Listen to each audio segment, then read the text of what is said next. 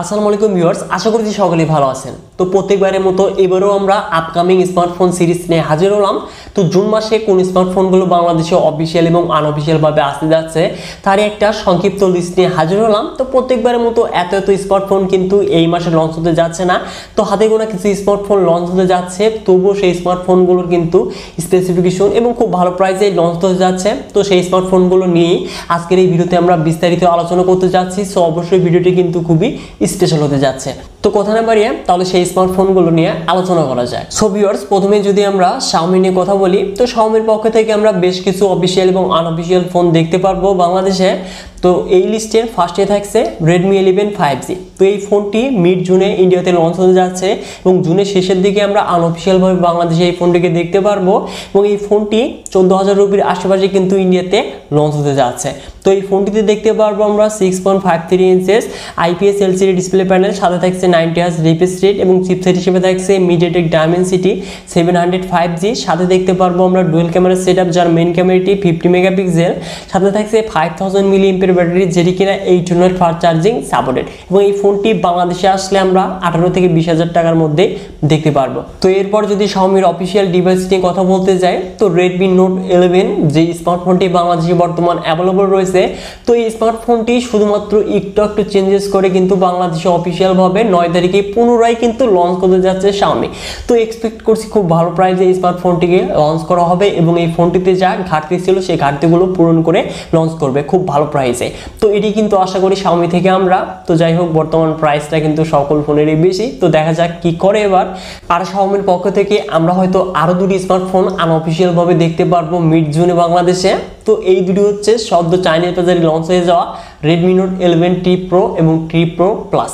তো এই দুটি ফোন কিন্তু সিমিলারই, শুধুমাত্র আমরা ব্যাটারি ব্যাকআপ এবং ফাস্ট চার্জিং এর একটু যাই হোক টুকিটাকি চেঞ্জেস দেখতে পারবো। তাছাড়া সকল বিল্ড কোয়ালিটি থেকে একদম সেম কিন্তু ফোন হতে যাচ্ছে। তো দুটি ফোনেই আমরা দেখতে পারবো 6.6 inches IPS LCD display panel এবং এখানে দেখতে পারবো আমরা 144Hz রিফ্রেশ রেট ডিসপ্লে প্যানেলে। তো অবশ্যই ইউজিং এক্সপিরিয়েন্সটা কিন্তু অনেকটাই বেটার হতে যাচ্ছে এই ফোনটি থেকে।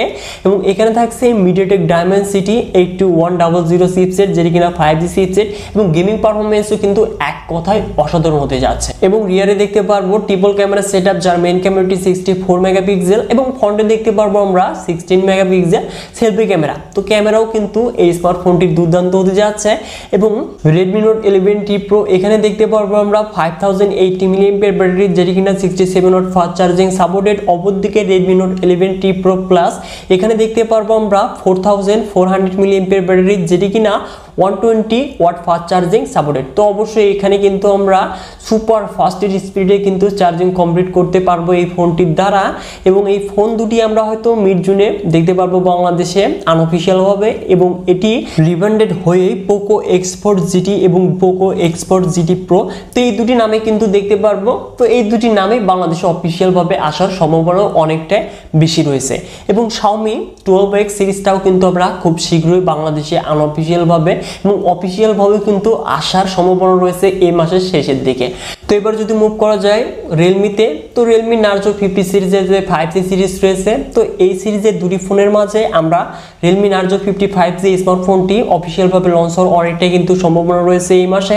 তো এই ফোনটিতে দেখতে পারবো আমরা 6.6 inches IPS LCD display panel, সাথে থাকছে 90Hz রিফ্রেশ রেট এবং চিপসেট হিসেবে থাকছে MediaTek Dimensity 810 চিপসেট। এবং এই ফোনটির রিয়ারে দেখতে পারবো ডুয়েল ক্যামেরা সেটআপ, যার মেইন ক্যামেরাটি 48 মেগাপিক্সেল, ফ্রন্টে থাকছে 8 মেগাপিক্সেল সেলফি ক্যামেরা, সাথে দেখতে পারবো 5000 mAh ব্যাটারি, যেটি কিনা 33 ওয়াট ফাস্ট চার্জিং সাপোর্টেড। এবং এই ফোনটির যে প্রো ভেরিয়েন্ট রয়েছে, তো সেই ভেরিয়েন্টটি বাংলাদেশে এখন অফিসিয়াল ভাবে না পেলেও আমরা আনঅফিসিয়াল ভাবে কিন্তু এই মাসের মাঝামাঝিতে এই ফোনটি পেতে যাচ্ছে।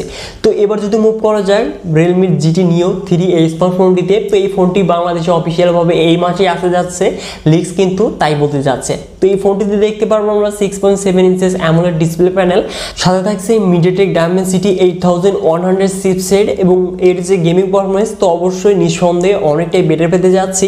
রিয়ারে দেখতে পারবো ট্রিপল ক্যামেরা সেটআপ, যার মেইন ক্যামেরাটি 50 মেগাপিক্সেল, ফ্রন্টে থাকছে 16 মেগাপিক্সেল সেলফি ক্যামেরা। সাথে দেখতে পারবো আমরা 4500 মিলিঅ্যাম্পিয়ার ব্যাটারি, যেটি কি নাম 150 ওয়াট ফাস্ট চার্জিং সাপোর্টেড, যেটি আমরা 19 মিনিটে 100% চার্জ কমপ্লিট হতে দেখতে পারবো। এবং এর কিন্তু আরেকটি ভেরিয়েন্ট রয়েছে, সেটি হচ্ছে 5000 মিলিঅ্যাম্পিয়ার ব্যাটারি, যেটি কিনা 80 ওয়াট ফাস্ট চার্জিং সাপোর্টেড। এবং এই স্মার্টফোনটি কিন্তু আমরা এই মাসের শেষের দিকে অফিসিয়াল ভাবে দেখতে পেতে পারি।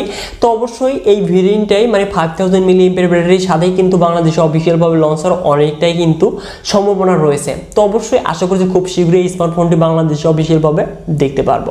তো এবার যদি মুভ করা যায় ভিভোতে, তো ভিভো তাদের X80 সিরিজটি কিন্তু বাংলাদেশে অ্যানাউন্সমেন্ট করেছে। তো পি অর্ডারে এই ফোনটি আমরা ৭৭,০০০ টাকায় পেতে যাচ্ছি। তো এই ফোনটিতে দেখতে পারবো আমরা 6.78 ইঞ্চিস অ্যামোলেড ডিসপ্লে প্যানেল, সাথে থাকছে 120 হার্জ রিফ্রেশ রেট। এবং এই ফোনটিতে চিপসেট হিসেবে দেখতে পারবো মিডিয়াটেক ডায়মেনসিটি 9000, যেটি কিনা অনেকটাই পাওয়ার এফিসিয়েন্ট চিপসেট এবং গেমিং পারফরমেন্স এক কথায় নিঃসন্দেহে অনেকটাই বেটার হতে যাচ্ছে এই স্মার্টফোনটিতে। এবং রিয়ারে দেখতে পারবো আমরা ট্রিপল ক্যামেরা সেটআপ, যার মেইন ক্যামেরাটি 50 মেগাপিক্সেল, সাথে দেখতে পারবো ফ্রন্টে থাকছে 32 মেগাপিক্সেল সেলফি ক্যামেরা।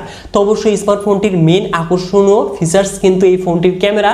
তো ক্যামেরা পারফরমেন্স নিঃসন্দেহে বেটার পেতে যাচ্ছে এই স্মার্টফোনটি থেকে। এবং এই ফোনটির সাথে দেখতে পারবো আমরা 4500 মিলিঅ্যাম্পিয়ার ব্যাটারি, যেটি কিনা 80 ওয়াট ফাস্ট চার্জিং সাপোর্টেড। এবং এই ফোনটি আমরা কিন্তু প্রি অর্ডার এখনই করতে পারবো। তো অবশ্যই এই স্মার্টফোনটির প্রাইস আরেকটু কম হলে কিন্তু বেটার হতে পারতো। তো এবার যদি মুভ করি ওপোতে, তো ওপো F21 Pro 5G স্মার্টফোনটি কিন্তু আমরা 2 জুন অফিসিয়ালি বাংলাদেশে লঞ্চ হতে যাচ্ছে রাত 7টায়। তো অবশ্যই এই ফোনটিতে দেখতে পারবো আমরা 6.43 ইঞ্চেস অ্যামোলেড ডিসপ্লে প্যানেল, সাথে থাকছে Qualcomm Snapdragon 695 5G চিপসেট। রিয়ারে দেখতে পারবো ট্রিপল ক্যামেরা সেটআপ, যার মেইন ক্যামেরাটি 64 মেগাপিক্সেল, ফ্রন্টে থাকছে 16 মেগাপিক্সেল সেলফি ক্যামেরা। সাথে দেখতে পারবো 4500 মিলিঅ্যাম্পিয়ার ব্যাটারি, যেটি কিনা 33 ওয়াট ফাস্ট চার্জিং সাপোর্টেড। এবং এই স্মার্টফোনটি আমরা 36 থেকে 37,000 টাকার মধ্যেই কিন্তু অফিসিয়াল ভাবে দেখতে পারবো। তো অবশ্যই হতে যাচ্ছে ওভার প্রাইস, কেননা এর ডিসপ্লেতে কিন্তু কোনো হাই রিফ্রেশ রেট নেই। তো অবশ্যই থাকা উচিত ছিল। এবং পারফরমেন্স যাই হোক মোটামুটি এভারেজ বলা চলে। এবং ডিজাইন এবং বিল্ড কোয়ালিটি কিন্তু এই ফোনটির অনেকটাই বেটার হতে যাচ্ছে। তো এই স্মার্টফোনটির ফুল রিভিউ পাওয়ার জন্য অবশ্যই কালকে আমাদের চ্যানেলটিতে নজর রাখবেন। তো এবার যদি মুভ করি iQOO Neo 6, তো এই স্মার্টফোনটি সদ্য ইন্ডিয়াতে লঞ্চ হয়ে গিয়েছে। তো এই ফোনটি কিন্তু আমরা জুনের মাঝামাঝি বা জুনের শেষের দিকে আনঅফিসিয়াল ভাবে বাংলাদেশে দেখতে পারবো। তো এই ফোনটি কিন্তু অল্প প্রাইসে খুব ভালো কিছু অফার করছে, যেমন ডিসপ্লেতে থাকছে 6.62 ইঞ্চেস অ্যামোলেড ডিসপ্লে প্যানেল, সাথে চিপসেট হিসেবে থাকছে Qualcomm Snapdragon 870। এবং এই ফোনটি রিয়ারে দেখতে পারবো আমরা ট্রিপল ক্যামেরা সেটআপ, যার মেইন ক্যামেরাটি 64 মেগাপিক্সেল এবং ফ্রন্টে দেখতে পারবো আমরা 16 মেগাপিক্সেল সেলফি ক্যামেরা। সাথে দেখতে পারবো 4700 মিলিঅ্যাম্পিয়ার ব্যাটারি, যেটি কিনা 80 ওয়াট ফাস্ট চার্জিং সাপোর্টেড। এবং এই স্মার্টফোনটি আমরা জুনের মাঝামাঝিতে আনঅফিসিয়াল ভাবে বাংলাদেশে দেখতে পারবো। তো অবশ্যই দেখা যাক বাংলাদেশে আসলে এই ফোনটির প্রাইসটা কত রাখা হয়। তো অবশ্যই কিন্তু আপনাদের পরবর্তী ভিডিওর মাধ্যমে জানিয়ে দেওয়া হবে। তো এছাড়াও কিন্তু বাংলাদেশে আরো অনেক কয়টি স্মার্টফোন অফিসিয়াল এবং আনঅফিসিয়াল ভাবে লঞ্চ হতে পারে। তো যদি আমি কোনো ইনফরমেশন পেয়ে যাই মাঝে, তাহলে কিন্তু অবশ্যই ভিডিওর মাধ্যমে আপনাদের জানিয়ে দেওয়ার চেষ্টা করব। আর এই সকল স্মার্টফোনগুলোর ফুল রিভিউ পাওয়ার জন্য এখনই আমাদের এই চ্যানেলটিকে সাবস্ক্রাইব করে হয়ে যান ফ্যামিলির একজন নতুন সদস্য। সো ভিউয়ার্স, আজকের এই ভিডিওটি এই পর্যন্তই। আশা করছি ভিডিওটি ভালো লেগেছে। যদি ভিডিওটি একটু ভালো লেগে থাকে তাহলে অবশ্যই ভিডিওতে একটি লাইক করে দিবেন। সো ভিউয়ার্স, দেখা হচ্ছে পরবর্তী নতুন কোনো ভিডিও নিয়ে।